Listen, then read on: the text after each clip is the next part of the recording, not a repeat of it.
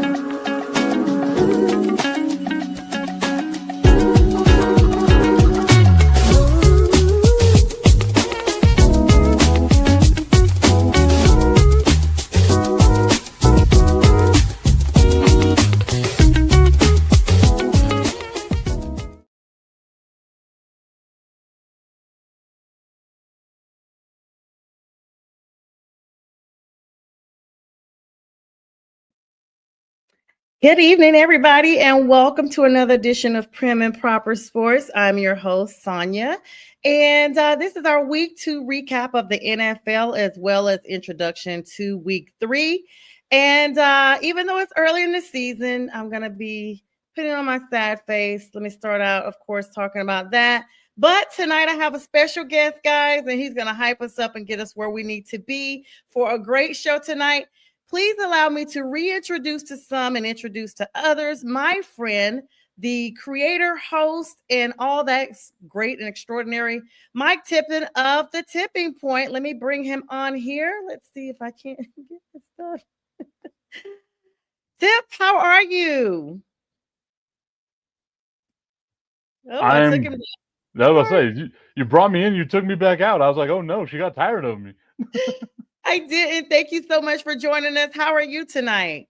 I am fantastic. Enjoying the weather here in El Paso, Texas. It's still nice and warm, but it's not too hot. Like, we got all that stuff going. My Cowboys got a win. It was ugly, but a win is a win no matter what. A win is a win no matter what. Let me give some affiliate shout outs right now. Let me give a shout out to Elite Sports Entertainment Network. Thanks for having us on. Thank you always to Miss Linda, the great co-producer of National Streaming Sports, always the hostess with the mostest that allowed me this great platform. And shout out to Pink Fan Fur, as well as B Strilla, the production team behind the reels, promos, and what have you. And you guys, this is an abbreviated show, so I will get your comments on the back end. Thank you so much for all the likes, love, shares in advance. This is the Wednesday edition, September 17th. 2025. So, of course, we're going to talk Cowboys. We're probably going to get a whole bunch of people. You guys did come off that electrifying win. So congratulations to you, Tip. And for my Panthers, another close call, 27-22. We fell to the Cardinals. And for the majority of that game, I don't know if you saw it, Tip, it just looked like Yawnsville. But it looked like in the end that Bryce did try to rally, but it was a little too late.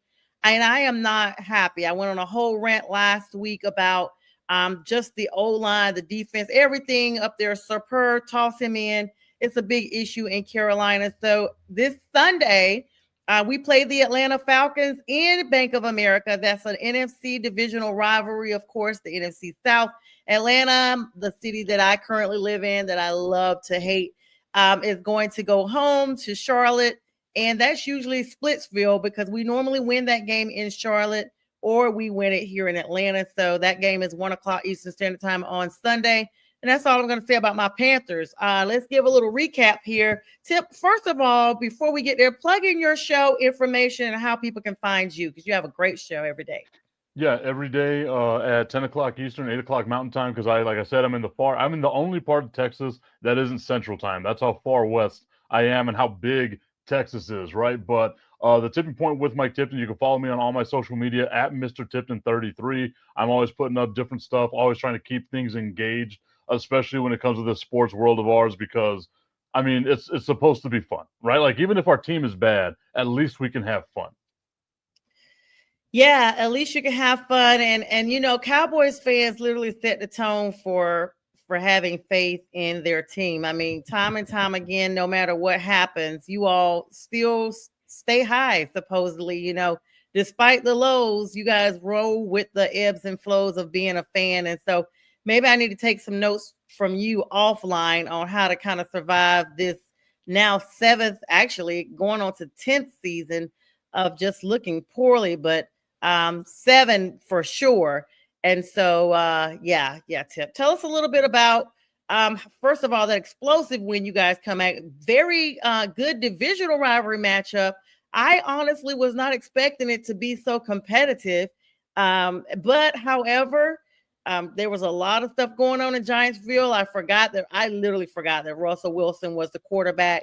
Number 3, he actually looked like he was very competitive, and that's the difference maker. Of course, Dak looking good and healthy. Tell us a little bit about that game. I know you were all hands in the air on that. Yeah, no, it was the typical stressful Dallas Cowboys win. Like, that's what they do, right? They find a way to make what should be a bad team look really good. Russell Wilson, like, he turned out the clock. Like, I don't think he's going to be able to do this every week, kind of like Aaron Rodgers did in the first week for the Steelers against the Jets. I don't think they're going to be able to sustain this all throughout, but they're going to have those games, right? Like, these are Hall of Fame quarterback guys that can reach into the tank and bring it out every now and again. So it was fun to see that game. Obviously, the Giants have more than just a division win that they were looking to get. The Giants haven't beaten the Cowboys in 9 years, or they haven't beaten Dak Prescott in 9 years, and that's the wild thing about this, right? Like, you can say what you want to about Dak Prescott as the quarterback. You can say what you want to about the Dallas Cowboys. The one consistent that we've had over a decade is that they have the Giants number. We don't know what it is, but they've got whatever it is to beat the Giants right now. And if you're the Giants, you don't have any expectations of winning a Super Bowl. You don't have any expectations of being a great team or anything like that. But if you can beat the Dallas Cowboys, hey, that's one monkey off our back that we haven't been able to get off our back in a long time. So they got up for this game.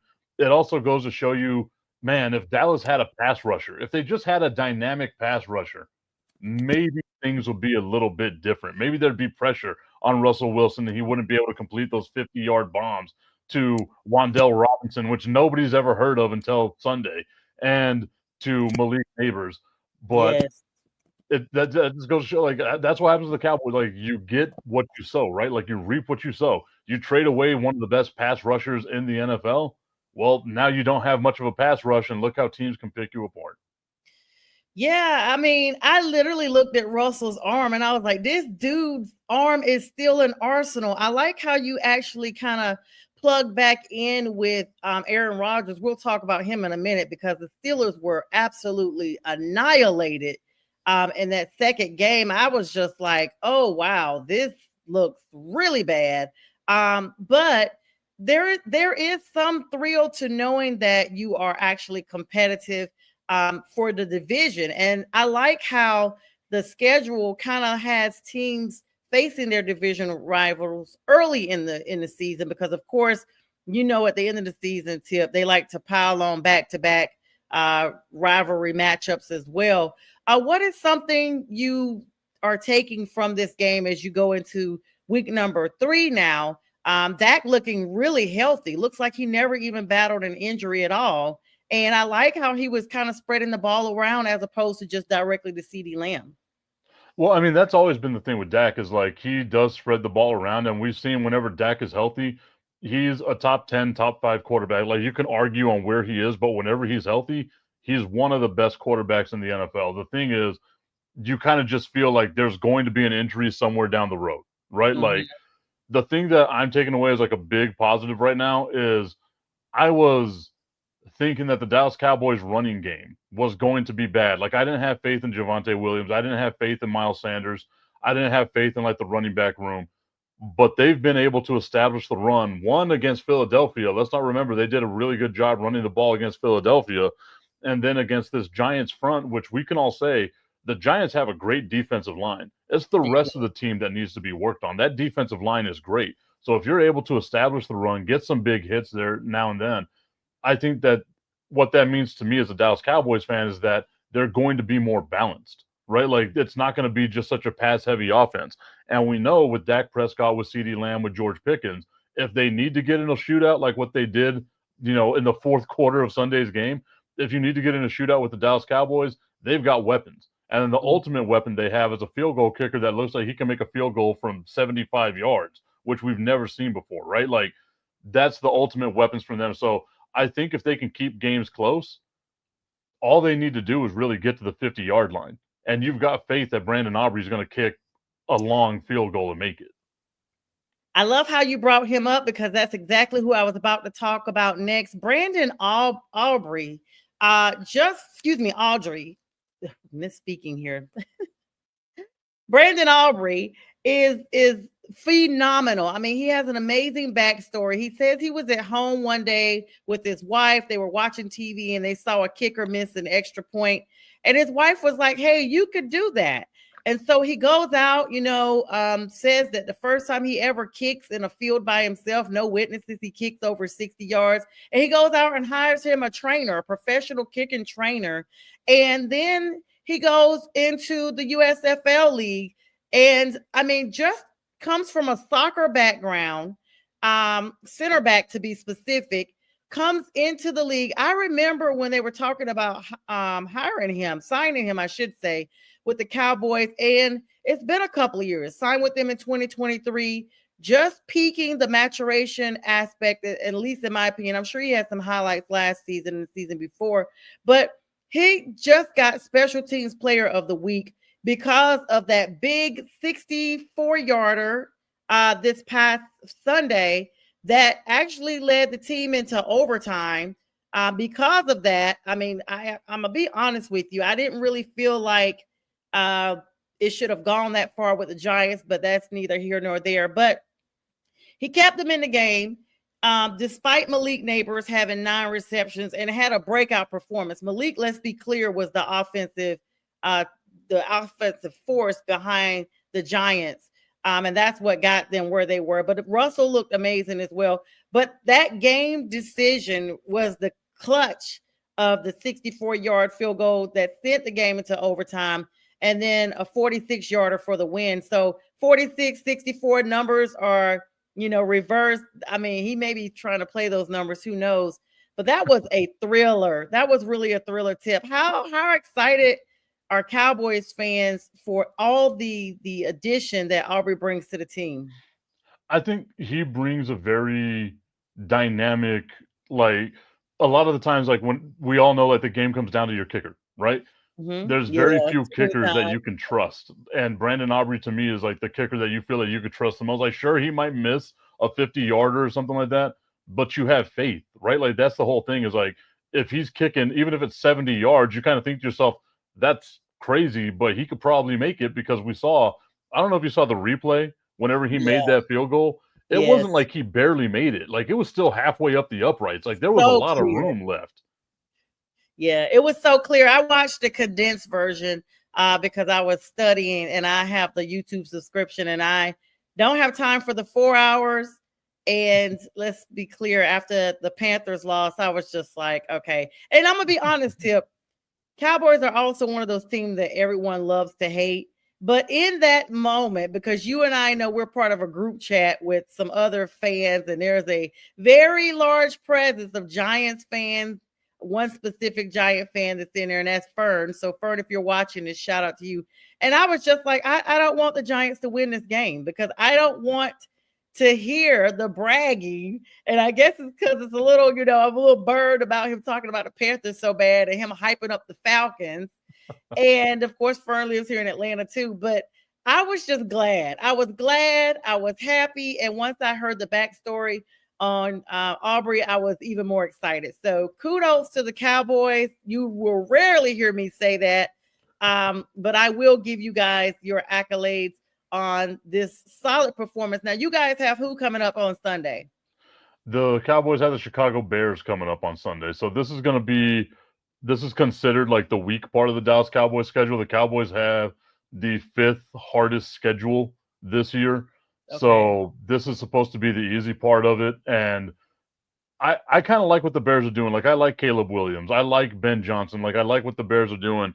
But I think the Cowboys can go in there and disrupt some of the offense that the Bears have. I don't think the Bears defense can contain the Dallas Cowboys offense. So I'm expecting this game to be very one-sided, but I was also expecting that on Sunday, and I did not get that on Sunday because the Dallas Cowboys defense is horrendous. Now they got Jadeveon Clowney. Maybe he comes in and helps out a little bit on those passing downs, but their defense is bad.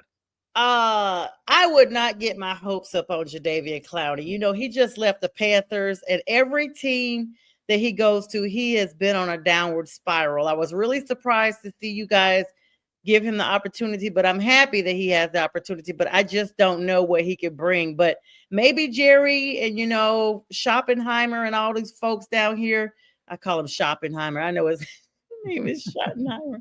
Maybe they could get him where he needs to be. You guys, the defensive side, maybe it could be a good package for him. So, and let's be clear, you kind of segued into that next segment here as we abbreviate our show. You guys know on Wednesdays, it's more like a Wednesday wind down now, as we plug and play for 30 minutes or less, so that we can get you guys where you need to be for the upcoming games that kick off on Thursday night and the recap of the previous Sunday. The Bears were like annihilated, Tip. I mean, I don't know if the Lions went in there and tried to teach Ben Johnson a lesson for leaving them or what, but 52 points in one game is insane. Like, that was a huge mollywop. So, yeah. Yeah, like it's one of those. You still got pride, right? Like, if you're a Lions player, you're like, this dude was our offensive coordinator last year. Everyone thinks our success is based off of him, especially following the way that they lost to Green Bay in Week 1. So let's come out here and set the tone and set this, set the pressure.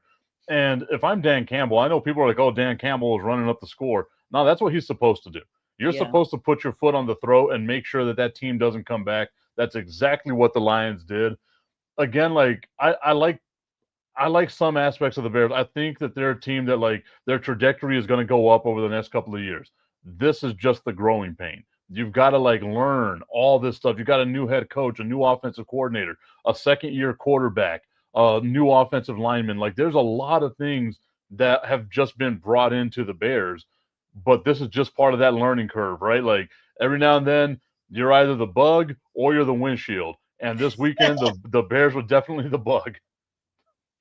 Yeah, they definitely were. I mean, the Lions offense was a force to be reckoned with. 52 points in a very convincing win. Jared Goff was the star of the show. He had 5 touchdowns, 334 yards with 0 interceptions. I mean, this Lions team looks reignited, especially from Week 1.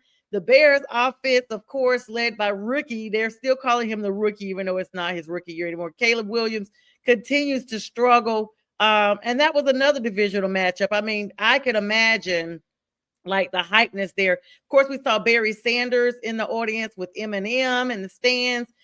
So it was all Lions all day, and they were in their own element in the den. So that was their game. Moving on, of course, the Eagles-Chiefs game, in my opinion, was just Yawnsville because it was so defensively matched. They were low scoring. Eagles are now 2-0, the defending world champs, with a 2017 road victory over the Chiefs in a rematch of the Super Bowl. Now, the Eagles defense held the Chiefs offense in check, basically handing Kansas City its second straight loss. And this is the first time in a number of years, Tip, that the Chiefs are 0-2. I think it's a couple of decades, if I'm not mistaken. Is there reason to be concerned now? I mean, people last year were speaking before the playoffs that the Chiefs were creating a dynasty, but we saw that get shut down real quick, and now they're 0-2.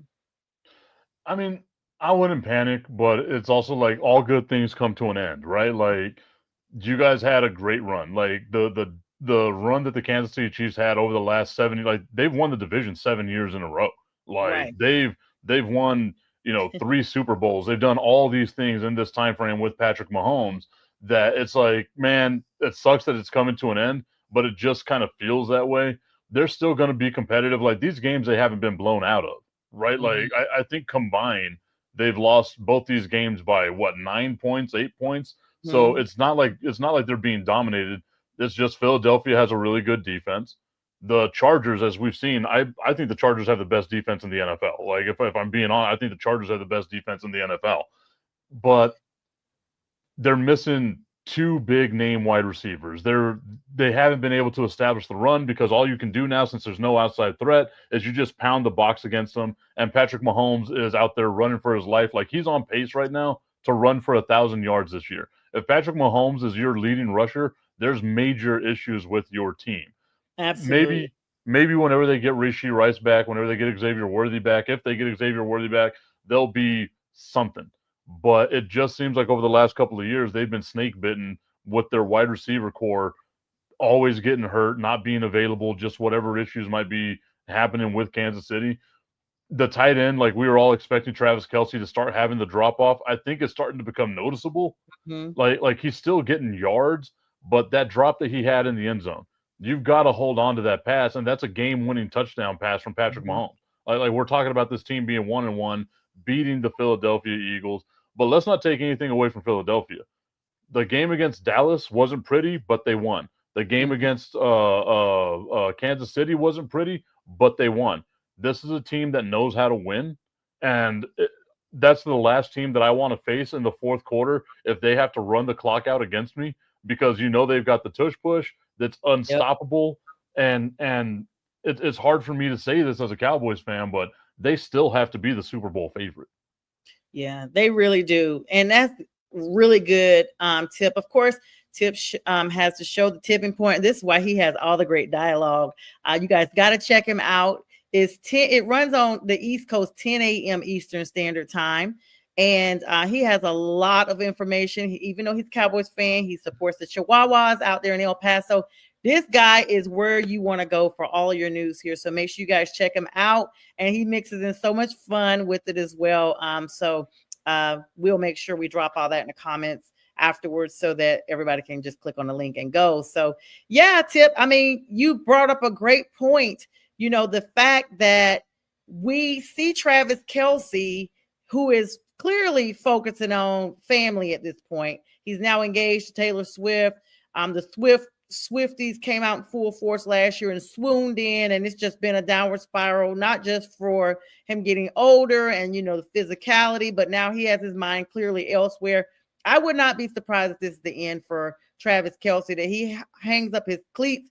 He and his brother Jason are very close. Jason retired. This is the second season now that Jason retired from the Philadelphia Eagles. And so Travis may be, getting ready to go ahead and set this date for his wedding and just ride off into the sunset. And this is the thing that you got to put into perspective too, right? Like, we think about Travis Kelce, and then you think about some of the other great tight ends out there. Travis Kelce is 6 months older than Rob Gronkowski. Wow. And Gronk retired for the first time 6 years ago, came back, and then retired again 3 years ago, right? Like, so it's just part of that natural progression, right? Like, he's going to go down. Travis Kelce is going to go down as one of the best tight ends in NFL history. But the thing is that right now, if you're facing the Kansas City Chiefs, they have one option, and that's Travis Kelce. That's it. You don't trust Juju Smith-Schuster. You don't trust Isaiah Pacheco. You don't trust any of the other options that are there. And that's, if you're the defense, we just double Travis and we make them run the ball against us. We're more than likely going to be able to win these games, right? Kansas City was very lucky. It's hard for me to say that they were lucky because they're also a really good team. They were lucky and good with the way that the schedule panned out for them last season, right? Like, you win 17 games and 16 of them are one possession games, which is really weird. It just feels like the coin is flipped on them, where it's like they don't have enough to even really get it. Not on defense, not on offense. Now, still, like, if Patrick Mahomes, to me, if you give Patrick Mahomes the ball back with 1 minute and 30 seconds left, you're asking for your team to lose, right? Because that's still Patrick Mahomes, and we've seen him do this 1,000 times. But it just feels like, man, if the Chiefs had one more thing, like if there was just a weapon that they can use to help out, we'd be having a completely different conversation right now. Yeah, I believe that. And then we've seen teams like the Browns just get annihilated. And in AFC related news, Joe Burrow That is big considering how much money Cincinnati spent in their offensive three. I say the offensive three instead of offensive line, the big three. And now Joe Burrow's out for 90 days, which is basically the entire season. And so, I mean, what big of an impact will that have on the AFC North? I think it has a huge impact on the AFC North, right? Like we knew with the healthy Joe Burrow, this team wasn't going to win the division. Like they were going to be the second or the third place team. Now without Joe Burrow at all, it feels like they're going to be the third place team because if Pittsburgh can start firing on all cylinders, that's still a team that I think people are going to be scared of, right? Like I don't like me, Aaron. I don't like Aaron Rodgers, but Yes. he's still got something there, and you got a weapon with DK Metcalf. You got Tyler Warren. Like that defense in Pittsburgh looks like it's going to be okay. So now, if your biggest issue in Cincinnati was we didn't have a defense, we got to put up a ton of points anyway to win these games, and now one of the best quarterbacks in the NFL is not there available for you, you got to rely on Jake Browning. I put out the hypothetical the other day, why not trade for Kirk Cousins? Because at least you've got a guy who's won some games who can use Jamar Chase and T. Higgins and even Gesicki as the tight end. Like you've got some weapons there, but you need a real actual quarterback if you're going to give yourself a shot. 3 months of the season, if he's not like that's a lot of time to miss. Like they're going to be out of it if they don't do something. Yeah. That's the whole season. And sticking with the AFC North, the Browns, they are not giving Shedeur Sanders any reps, between weeks. Do you think they actually like maybe trade him or release him, or what happens? Like, I don't know. He's like the third string. Most teams don't keep three quarterbacks. Not with that name. What are your thoughts on that, Tip? I think less is more, right? Like if you're the Cleveland Browns, you realize you've got a bad team. Just end of story. Your team is really, really bad. So if you have any assets that you can trade away, you want to make them look as good as possible, right? So the one game that we saw, the preseason game with Shedeur, he came out and he looked good. Now if you bring him in and he just, because that whole team is bad, he looks bad by the transitive property, now his value goes down, right? So maybe that's a piece. If the Bengals, they might need themselves a backup quarterback now. So you contact them. Hey, we got Shedeur here. Maybe you give us a third or a fourth round pick, which is more value than what you got him for, right? So you just play that long game, wait until you get to the trade deadline, and maybe you dangle him out there. If not, then I don't understand what they're doing. Like, I feel like that has to be kind of what they're doing because it feels like they want to go with Dillon Gabriel. They gave Dillon Gabriel all the reps. He's the backup now. He's the guy that they kind of feel like they want to go with. If that's the case, you got to trade Shedeur for the maximum value. And right now, if you let him play, he's going to look bad because anybody is going to look bad with that Cleveland Browns offense.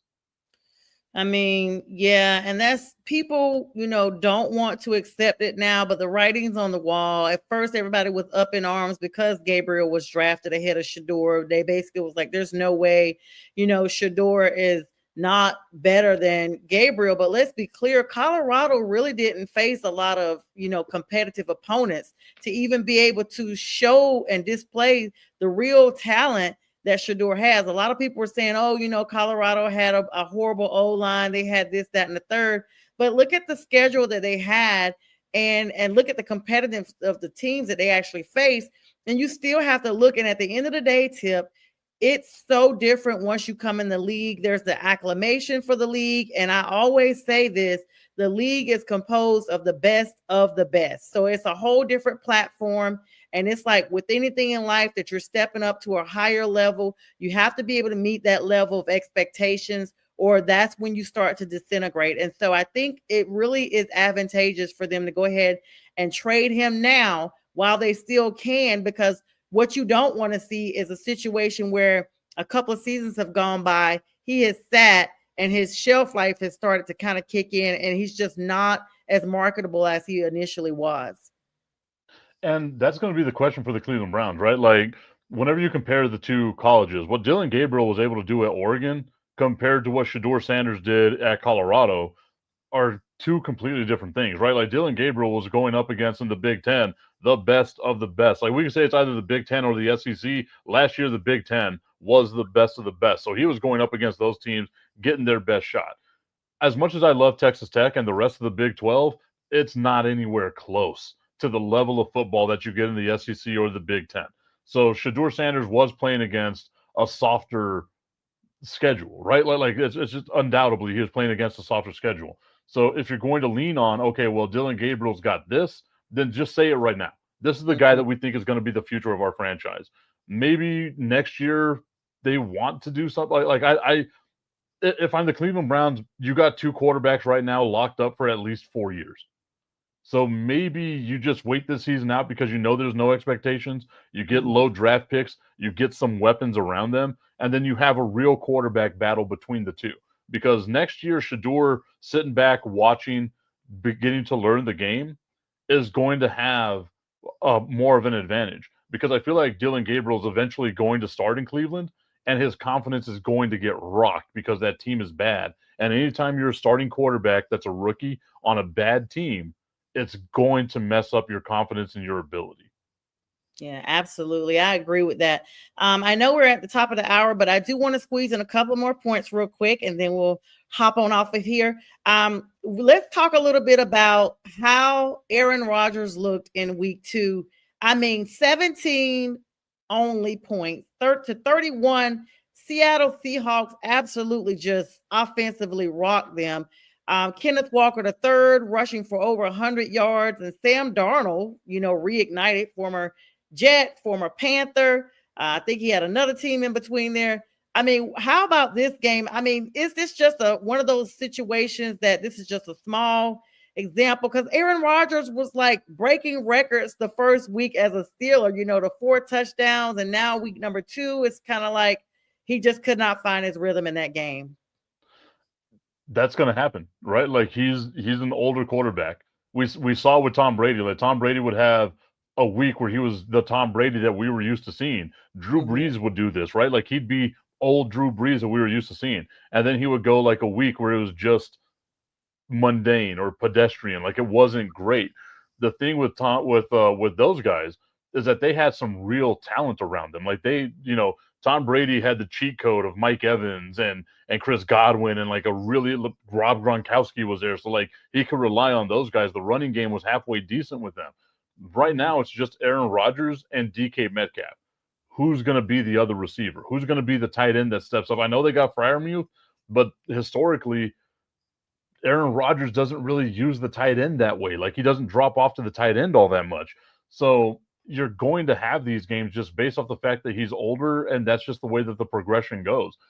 If anyone thought that Tom Brady or that Aaron Rodgers was going to come in here to Pittsburgh and be like a savior and an MVP and they were going to win a Super Bowl, they were as high on ayahuasca as Aaron Rodgers was, because they're an okay team. They're not a great team. The Steelers are going to be over 500 again. They're going to be one of the wild card teams in the playoffs. They're going to get bounced in the first round. It's just going to be the status quo over and over.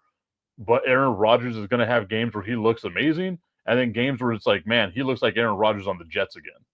Mm-hmm. Yeah, that's definitely the ebbs and flows, and that's why I got you on here today, because you're the expert in talking about that. As we wrap up, tomorrow night starts week 3, Thursday night football, Dolphins and Bills. Is there any stopping the Bills? I'm not even worried about the Dolphins being competitive, and this game is in Buffalo. Josh Allen is just lightning in a bottle. Literally, he is the anomaly for a well-rounded quarterback, and he just continues to show why he is QB1, basically, like of the league, period. If it wasn't for Patrick Mahomes, we would be talking about Josh Allen as the greatest quarterback of this generation. It's just that Patrick Mahomes exists at the same time that Josh Allen. It's kind of like the Peyton Manning, Tom Brady thing, right? Like if it wasn't for Tom Brady, Peyton Manning would have been the greatest quarterback of that generation. Yeah. The Bills, to me, look like they're on a mission. Because we know it's Super Bowl or nothing this year for the Buffalo Bills. If they don't win a Super Bowl this year, there's going to be a lot of questions about time to blow it up. What do we do? This and that. They have to win a Super Bowl. They know they have to win a Super Bowl. They know that Miami's the perfect opponent for right now because the Miami Dolphins are absolutely horrendous. So this is a great, get right game for the Buffalo Bills to put on tape. This is what we do to bad teams. This is what we can do to you. I know the spread is like 11 or 12 points. I'm fully expecting the Buffalo Bills to win this game by like 30. Like, I Yeah, know that's a crazy thing to say, but this is what I want to see out of them. definitely 20 points. I mean, the Bills are famously known for unprecedented run of 4 consecutive Super Bowl trips in the 90s. They went back to back to back to back, and no hardware to show for it. In 91, they lost to the Giants by 1 point. What a heartbreaker. Battle of New York, the Battle of freaking New York. I mean, the kicker, Scott Norwood's last second wide right field goal attempt that would have won the game, Tip. That game right there is forever etched in Super Bowl history as one of the most, probably the most heartbreaking losses of Super Bowl history. And it was so close. 1 point, and you're in the same state, Tip. And then in 92, they went and they lost to the Redskins, now Commanders, 37-24. And then in 93, my senior year of high school, they got beat down by your boys, them boys, 52-17. I mean, they didn't even show up. And then in 94, they tried it again. And this time they got beat again because your boys went back to back, 94, 30-13. And it was the second consecutive year that they lost to the Cowboys in the Super Bowl. They've never won a Super Bowl, and their last appearance was in that game where they met the Cowboys, and they have not been back. And that has been 31 years ago this year. Yeah, I mean, the pressure's on them because you don't have any more excuses now. You got a great coach. You got one of the best quarterbacks. You've got a good receiving core. You've got a good running game. Everyone says you got a good defense. The pressure's on now. You've got to perform. And if you don't perform, the future of this team, it looks, and the same thing for me is like with Baltimore, right? Like Baltimore, no more excuses. The Kansas City Chiefs are not the Kansas City Chiefs that they were last year or the years before. One of these two teams has to make it to the Super Bowl. And if one of these teams, whichever team doesn't make it to the Super Bowl, there's going to be a ton of questions with that team. Well, the Ravens did look pretty strong. I mean, it is against the Browns, though, 41-17. They just beat up on another AFC contender. But Lamar Jackson was efficient. His throwing game looked good. 4 touchdowns for him, and he controlled the game from the air. And that's what they're going to have to do because people know that Lamar Jackson is a runner. And if he wants to be able to be successful, they've studied his film in the offseason. They're going to attack him every time he runs. He's going to have to really stick to the air if he want to keep those arsenals for the Dubs. Tip, always great to have you on. Please plug in your show information again. The Tipping Point with Mike Tipton, Monday through Friday at 10 a.m. Eastern, 8 a.m. Mountain Time. I have a crazy amount of energy that early in the morning. Sometimes the show is awesome. Sometimes the show is just super inappropriate, but I allow y'all to kind of steer the way the show goes. It ain't up to me. It's up to y'all. I just do whatever y'all make me do. And maybe I'll just go over the top a little bit with it sometimes, but I try to be as completely unbiased as I can. Yes, I'm a Cowboys fan, but I'm also the first person to tell you they are not a good team. They're not going to win a Super Bowl. Let's have some real expectations. Just absolutely love it, Tip. Love you, Tip. You're always great to have on. Lots of fun. You guys make sure you check out his show. And also join me on Friday with the fellas. We'll be talking all the Sunday games that are coming up. That's at 9 p.m. Eastern Standard Time. Also, stay on tonight. Well, excuse me, we're doing a pre-air. The Unprofessional Professional Show also airs Wednesdays. I got the Dr. Sim Show, Start Spreading the News, comes on Mondays and Saturdays. The Debate Show at 8 a.m. with Jack, J. Trainee, and B. Strilla. And the Sunday morning Big Sports Show is now back to 2 hours. Before you get off to church, go ahead and head on for 8 to 10 with the biggest sports news. Tip, we're looking forward to you joining us back on Friday night with the fellas as your time permits. And with everything else that you have going on, super busy, but we appreciate you as always for stopping by. And we thank you everybody for the likes, love, and shares. And with that, we bid you guys a good night.